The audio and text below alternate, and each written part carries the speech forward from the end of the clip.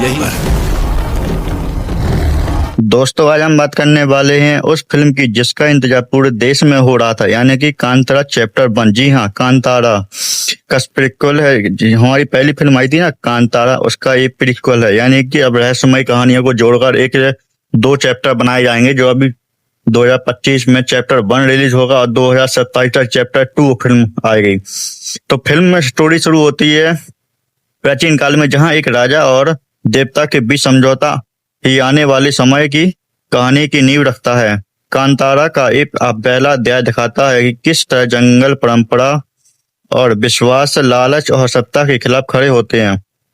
इसे डायरेक्ट किया है स्क्रीन प्ले ऋषभ शेट्टी ने, फिर से कमाल किया है। उनका डायरेक्शन इतना गहरा है कि आपको जंगल के बीच खड़ा है, राजा अपने महल में बैठा है, शिकार और युद्धों से उभा हुआ है, भाई देवता से आशीर्वाद की तलाश में निकलता है। राजा को एक दिव्य शक्ति का आशीर्वाद मिलता है।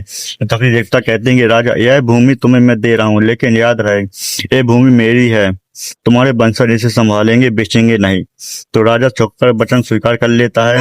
फिर राजा के वंशज भूमि को हड़पने लगते हैं। राजा जंगल और आदिवासियों से दूरी बना लेते हैं। यहाँ से संघर्ष की नींव पड़ती है, यानी कि जंगल की आत्मा, यानी कि जंगल की अदृश्य शक्तियां बसती हैं। आदिवासी लोग बूथ कोला करते हैं, यानी कि देवताओं का नृत्य, ड्रम बजाना, कलाकार देवताओं के रूप में उतरते हैं। इसी बीच हमारी हीरो की एंट्री होती है, यानी कि कांतारा का मुख्य किरदार, यानी कि हमारा हीरो वह राजा के वंशज और इसका म्यूजिक एकदम थमदार है, यानी कि ढोल नगाड़े लोक संगीत से सजी बैकग्राउंड स्कोर फिल्म की आत्मा है।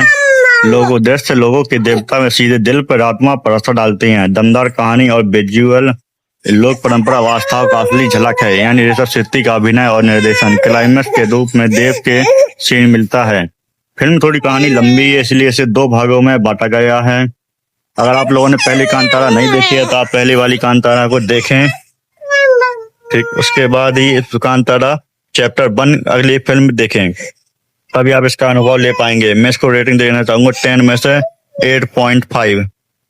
अगर आप फिल्म देखने गए और आपको फिल्म अच्छी लगी हो तो हमें कमेंट में जरूर बताएं और फिल्म को हमारे साथ शेयर करें कुछ डायलॉग।